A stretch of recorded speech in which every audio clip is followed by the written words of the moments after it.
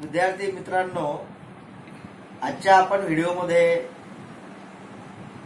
म्हणजे जो टॉपिक आपण घेतलेला आहे तो टॉपिक आहे प्रॉपर्टीज ऑफ मेटल्स या टॉपिक मधला आपण घेतलेला आहे। याच्यातला एक भाग राहिला होता तो म्हणजे तो आहे मिश्र पोलाद म्हणजे अलॉय स्टील। मिश्र पोलादचा अर्थ असा होतो की काय होतं की जे पोलाद असते तर पोलादामध्ये कठीणपणा यावा, त्याचं सामर्थ्य वाढावं, पोलादामध्ये गंजरोधकता आली पाहिजे, याकरता पोलाद धातूमध्ये म्हणजे स्टीलमध्ये इतर धातू मिक्स करतो आपण।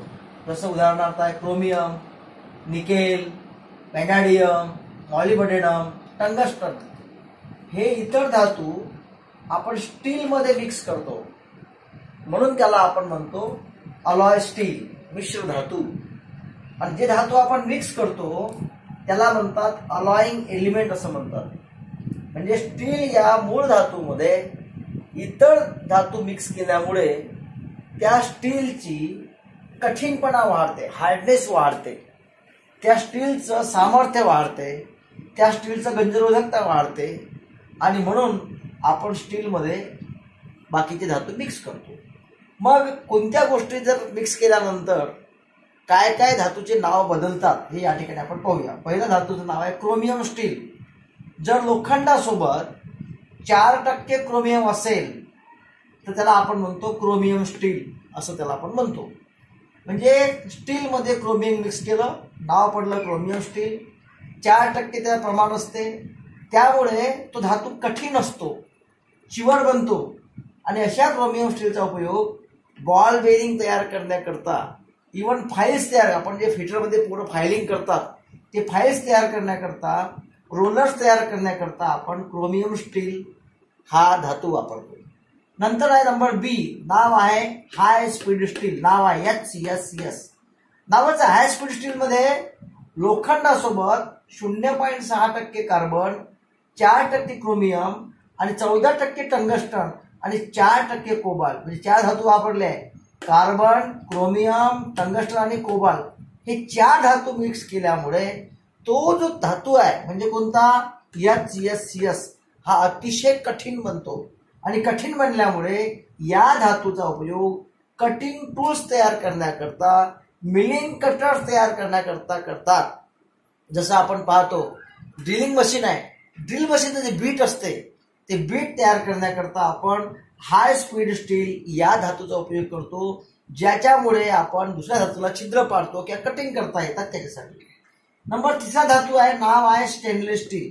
हा शब्द सगळ्यांच्या ओळखीचा आहे, अनेकदा शब्द आपल्या कानावरून गेलेला आहे। याच्यामध्ये 14 ते 16% क्रोमियम, 8% निकेल यापासून स्टेनलेस स्टील हा धातू तयार करता येतात। आणि या धातूपासून आपण म्हणजे हा धातू पाहायसाठी चकचकीत दिसतो, याच्यावर कुठल्याही प्रकारचं जंग चढत नाही, म्हणजे करोजन लागत नाही आणि त्यामुळे आपल्या घरची स्वयंपाकाची जी भांडी आहे ती तयार करण्याकरता स्टेनलेस स्टील वापरतात। त्याचबरोबर ऑपरेशनचे जे उपकरणं आहेत, शस्त्र आहेत ते आहेत ते तयार करतात। त्याचबरोबर ब्लेड्स आहेत, दाढीच्या सुद्धा ब्लेड्स आहेत, त्या सुद्धा ब्लेड तयार करण्यासाठी आपण स्टेनलेस स्टील हा धातू वापरतात। अशा प्रकारे मिश्र पोलादाचे आहे आपण ABCD प्रकार पाहिले आहेत। नेक्स्ट भाग पाहूया, पोलादामध्ये म्हणजे स्टीलमध्ये जे कार्बन असते, कार्बनचे जे पर्सेंटेज असते त्या पर्सेंटेजवरून त्या स्टीलचे कोणते कोणते प्रकार पडतात, त्याची काय काय नाव आहेत। पहिले आपण नाव घेतलं आहे प्लेन कार्बन स्टील। जर धातूमध्ये 2 घटक असेल, लोखंड आणि कार्बन जर मिक्स असेल त्याला आपण म्हणतो plain carbon steel.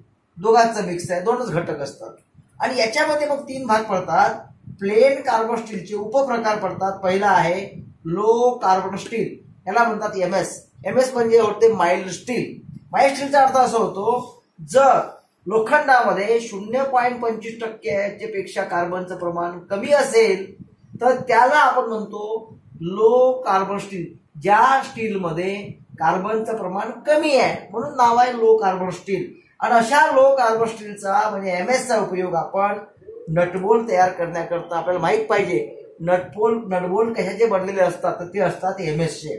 Even screw तयार करतो आपण, वॉशर्स तयार करतो, ह्या वस्तू तयार करण्याकरता आपण लो कार्बन स्टीलचा उपयोग करतो. नेक्स्ट आहे मीडियम कार्बन स्टील. याच्यामध्ये 0.3 ते 0.6% कार्बन असते आणि मीडियम म्हणजे प्रमाण फार म्हणजे मीडियम असतं. त्यामुळे याच्यामध्ये कठीणपणा हा गुणधर्म असतो आणि त्यामुळे गिअर्स तयार करण्याकरता मशीनचे गिअर्स आहे, शॉफ्ट आहे, कनेक्टिंग रॉड आहे, हे तयार करण्याकरता आपण मीडियम कार्बन स्टील या धातूचा उपयोग करतो.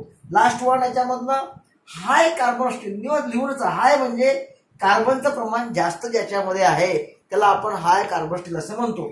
फॉर एक्झाम्पल याच्यात दिलेलं आहे त्याच्यामध्ये 0.6 ते 1.7% जर कार्बन असेल याचा अर्थ त्याच्यामध्ये कठीणपणा हा गुणधर्म जास्त असतो, हाय कार्बन असतं. त्यामुळे या धातूपासून आपण कटिंग टूल्स तयार करता येतात. जसं बघा सांगितल्याप्रमाणे ड्रिल मशीनचं बीट आहे, हॅक्साची ब्लेड आहे, ज्याच्यामुळे आपण लोखंड कापतो. असे जे कटिंग टूल्स तयार करण्याकरता हाय कार्बन स्टीलचा आपण उपयोग करत असतो. अशा प्रकारे हे जे मिश्र पोलादच्या अनुषंगाने आणि कार्बनचं प्रमाण लक्षात घेऊन हे जे प्रकार पडतात हे आपण या ठिकाणी लक्षात घेतलं पाहिजे. हा भाग अतिशय महत्वाचा आहे. हा थेरॉटिकलचा भाग, याचं वाचन निश्चितपणे करावं. धन्यवाद.